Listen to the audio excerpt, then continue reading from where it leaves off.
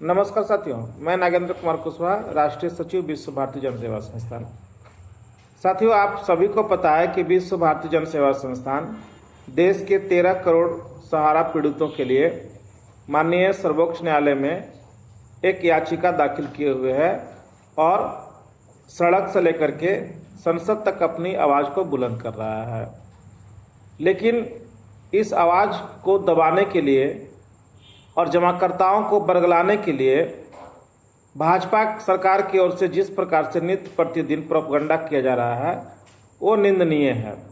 अभी आपने देखा होगा कि माननीय सहकारिता मंत्री जी झारखंड के चुनावी सभा में कह गए कि हेमंत सोरेन जी 10 साल से क्या कर रहे थे, जबकि हेमंत सोरेन को इसमें कुछ करने का है ही नहीं। ये सीधे सीधे केंद्रीय सहकारिता मंत्रालय के अंतर्गत ये सारा जो मामला हुआ है वो आता है, लेकिन इनको तो राजनीतिक लाभ लेना है। अभी आपने देखा होगा लोकसभा चुनाव में उत्तर प्रदेश के कुशीनगर लोकसभा के चुनाव में जाकर के उन्होंने कहा कि सहारा इंडिया का जो स्कैम हुआ है वो अखिलेश यादव के कारण हुआ है। बिहार में गए तो कुछ और बात कह दिए।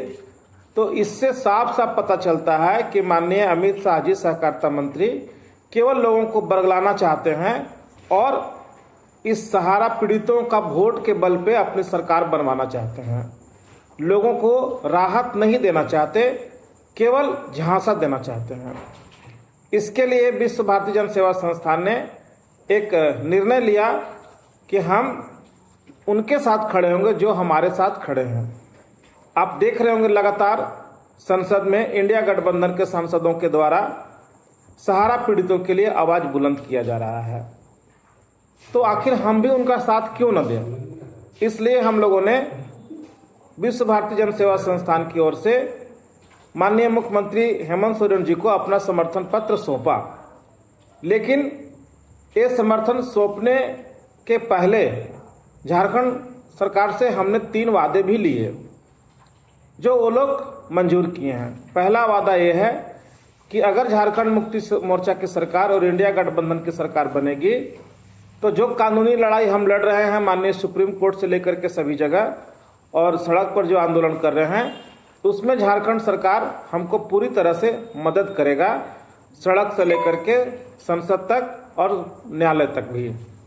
दूसरा, जो लोग यहाँ से स्कैम करके पैसा लेकर के देश विदेश में छुपे हुए हैं उनको झारखंड सरकार पकड़ करके लाएगी और यहाँ के जेल में उनको डालने का काम करेगी। तीसरा, जो लोग सहारा से पीड़ित होकर के जमाकर्ता और कर्जकर्ता, किसी ने आत्महत्या कर लिया, कोई लोग हार्ट अटैक करके मर गए, डिप्रेशन से मर गए, उनके लिए आर्थिक क्षतिपूर्ति भी करेगा। तो ये सारे मुद्दों पर आपस में सहमति बनने के बाद संस्थान ने उनको अपना समर्थन पत्र दिया है।